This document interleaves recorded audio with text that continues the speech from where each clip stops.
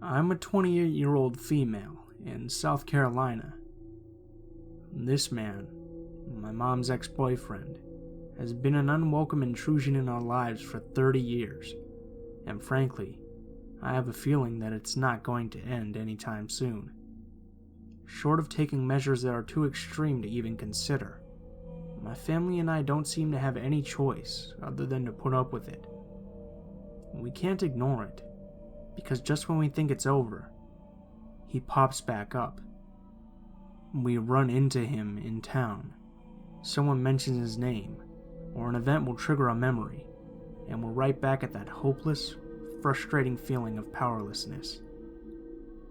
I can't recount every single step that's brought my family to this point. It would just take too long, but I can relate the major events that have happened. Even without every detail, this is still going to be pretty long.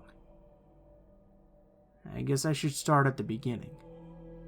To make a very long story short, my mom met this guy in high school. His name was Rick. Rick and my mom dated for 4 years, starting at the end of their senior year. He was the son of a local politician, very good-looking and athletic. I've talked with her at length about her time with him, and she's told me that while they were initially together, there wasn't anything she saw that would indicate something was off about him. Slowly, though, over the course of their relationship, he changed. He started telling her what she could wear, who she could talk to.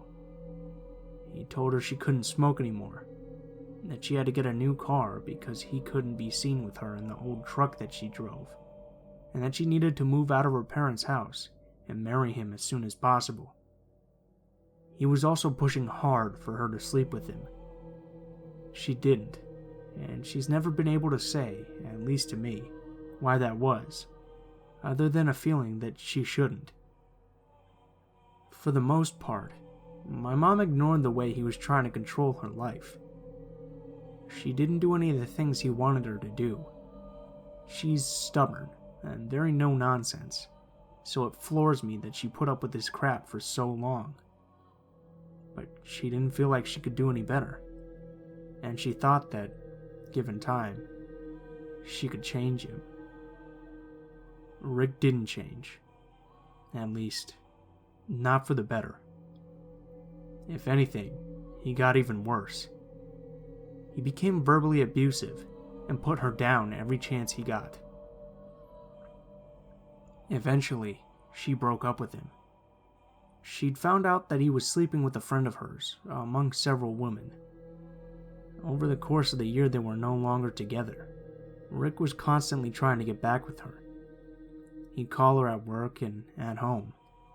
He'd drive by where she was working for her second job, or follow her when she drove somewhere other than work or home.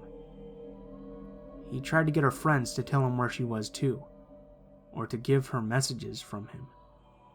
He even had his mother stop her in the grocery store and plead with her to get back with him.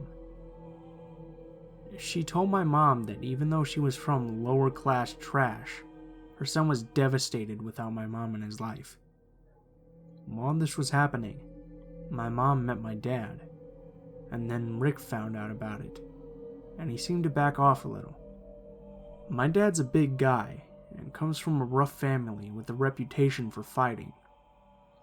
I guess that made him hesitant to keep up his behavior. For a little while, anyway. That all changed when my parents got married. My mom would pick up the phone when it rang, and hear heavy breathing on the line.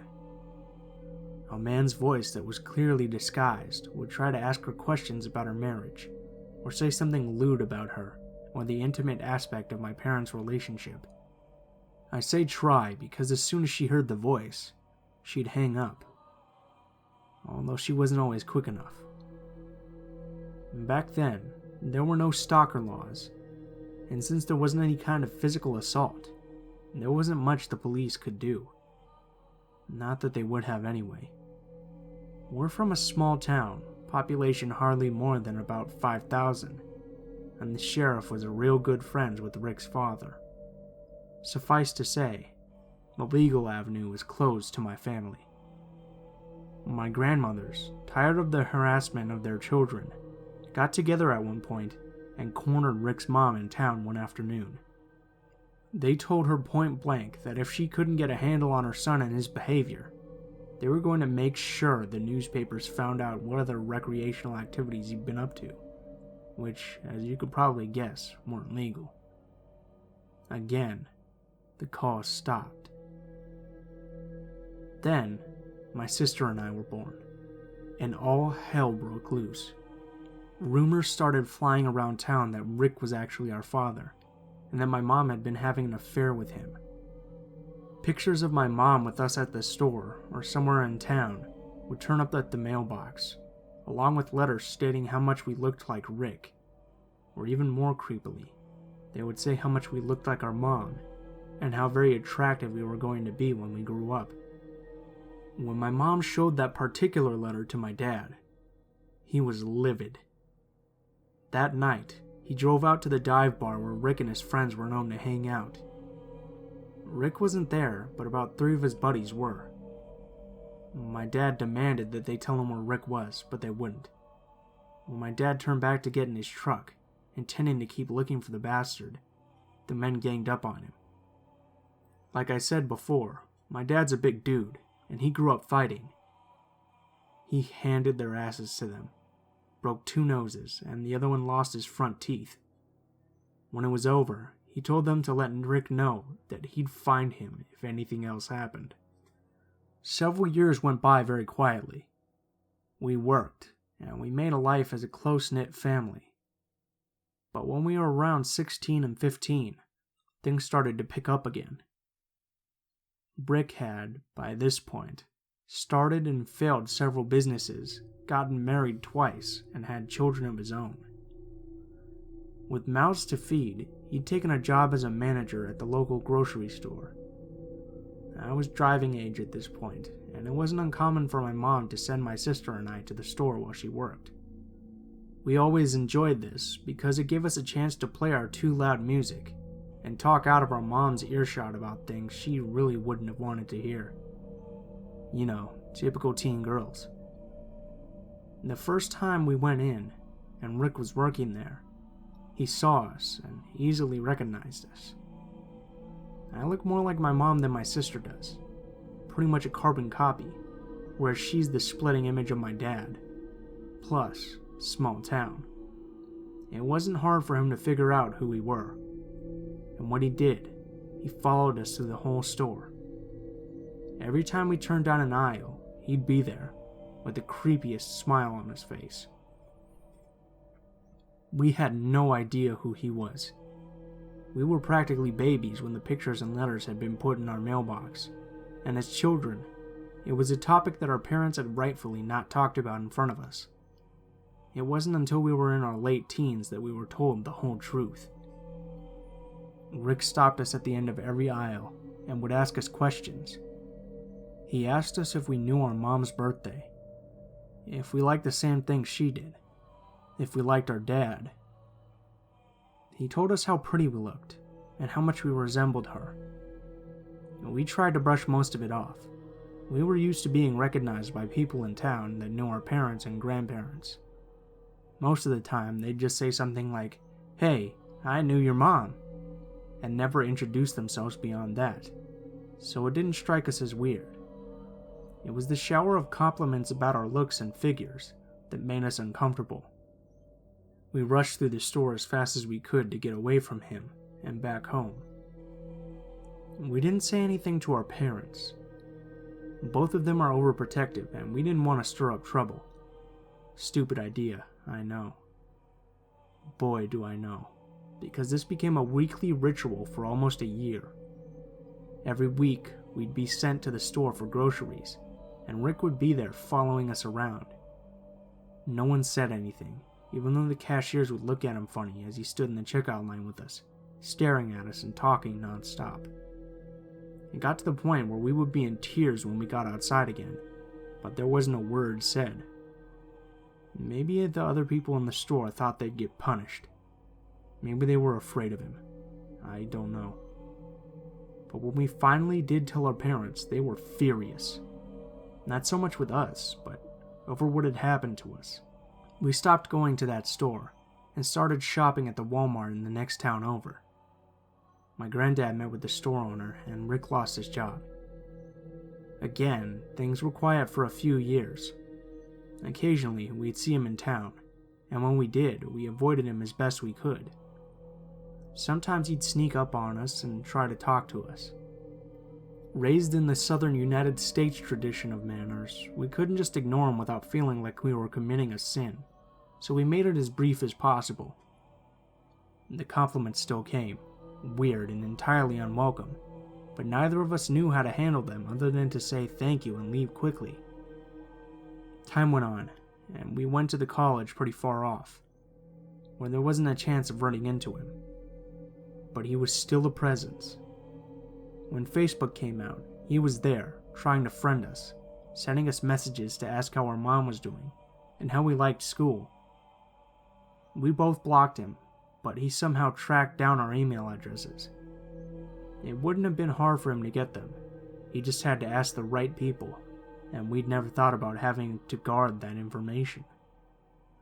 Both of us got bombarded with emails from Rick, asking us the same questions again about our parents, and talking about how much he looked forward to seeing us at home.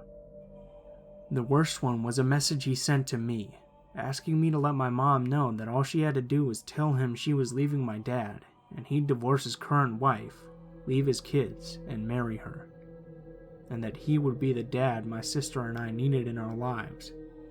I blocked him immediately and called my sister to let her know she could be on the lookout.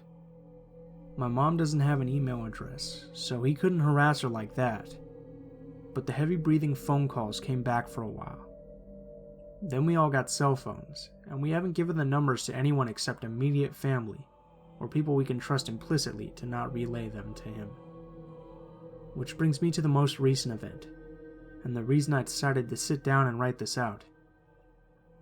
I've just moved back to my hometown, fresh out of grad school and newly married. Things have been quiet for a long time. Rick was the furthest thing from my mind.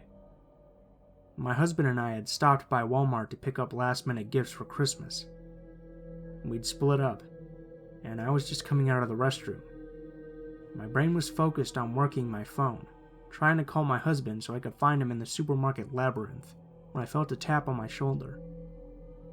Distracted, I turned around, and almost dropped my phone when I realized I was standing face to face with that son of a bitch.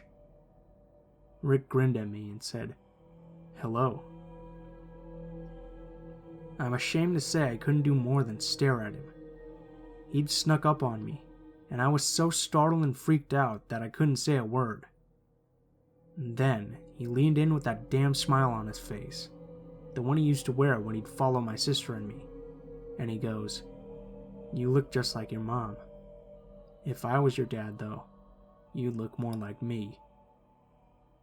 I was frozen as he grinned at me for what was probably only a few seconds, but it felt much, much longer. Then I turned on my heel and walked away. As calmly as I could, I put my phone to my ear and called my husband. It took everything I had to not burst into tears right there in the middle of the store. My husband knows the stories, and he was ready to beat the crap out of Rick for saying anything to me, but I ushered him out to our car. I just wanted to go home. So we did, without buying anything that day. I had told my parents, and they were angry too. They still are. It seems like no matter how much time passes, Rick's still hanging around like the boogeyman. It's not over. And I know that. It might not ever be. But it feels good to get this all out. I don't know what to make of his little declaration, but it makes me sick to my stomach to think too much about it. Or what else, other than the obvious, he might have been implying. What I do know is that I'm so very, very grateful that he isn't my dad, because I can't imagine what my life would have been like then.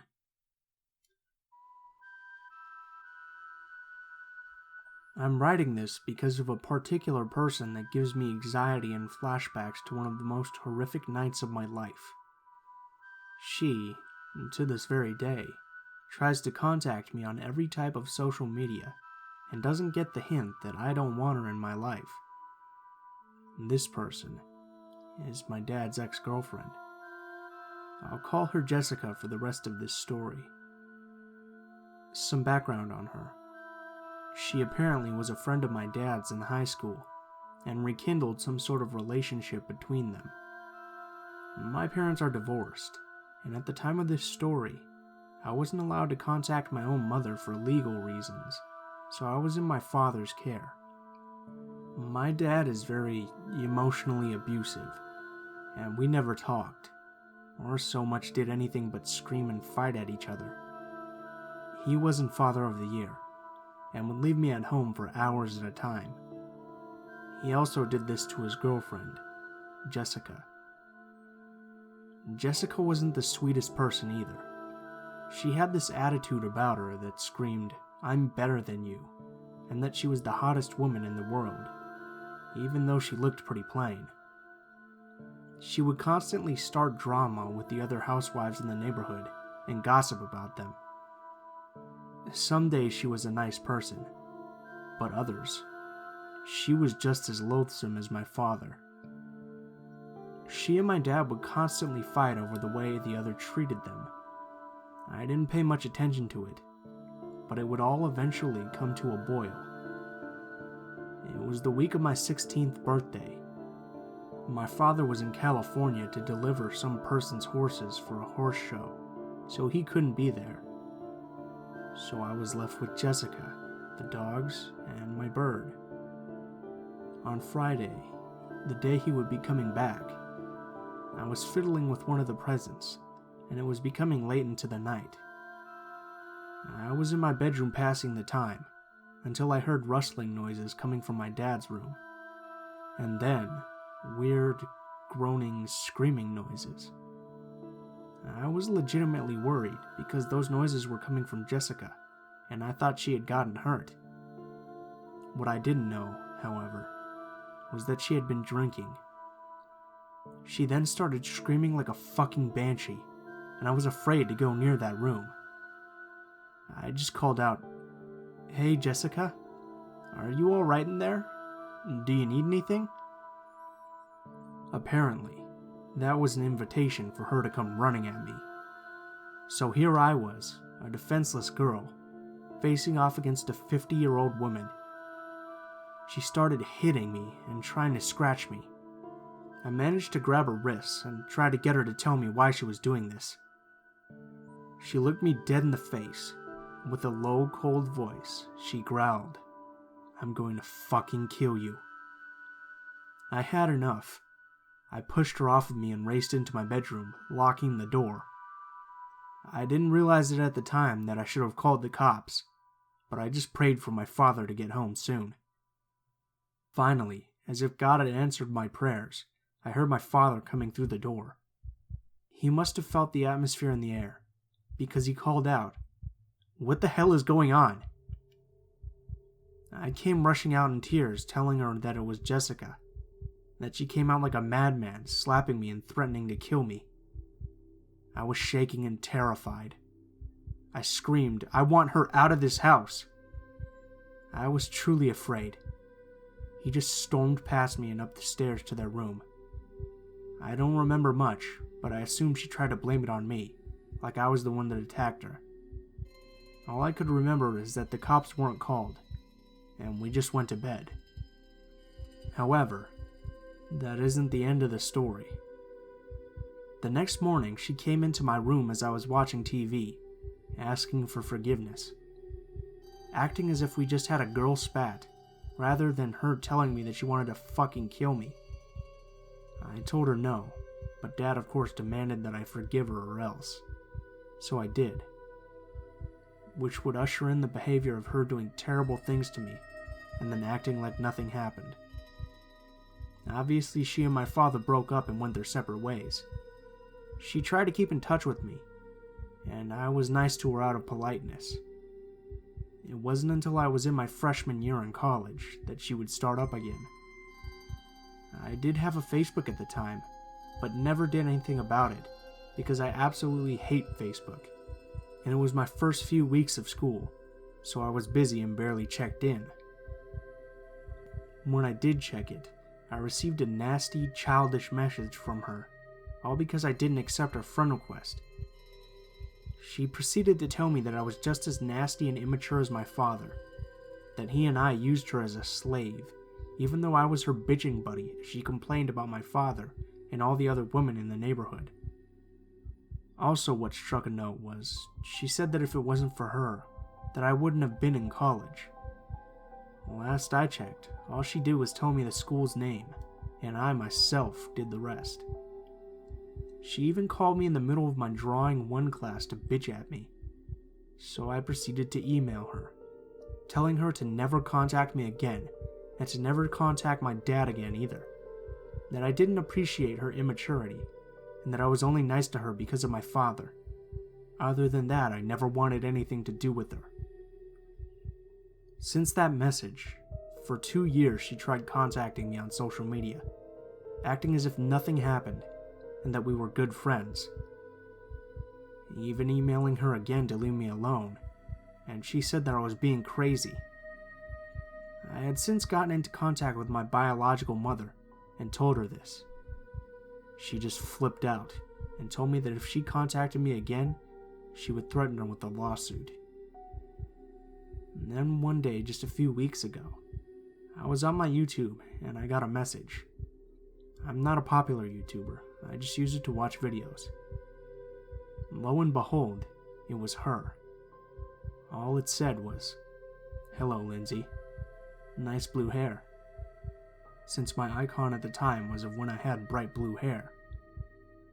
I told her off and then called my mother in tears. She was fuming that this woman wouldn't leave me alone and get the hint that I don't want to talk to her. All my mother told me was that she was going to settle this once and for all. Since then, I haven't gotten a message for weeks. But I know my mother didn't do anything illegal. Probably just scared her off. So long, Jessica. I never want you in my life again.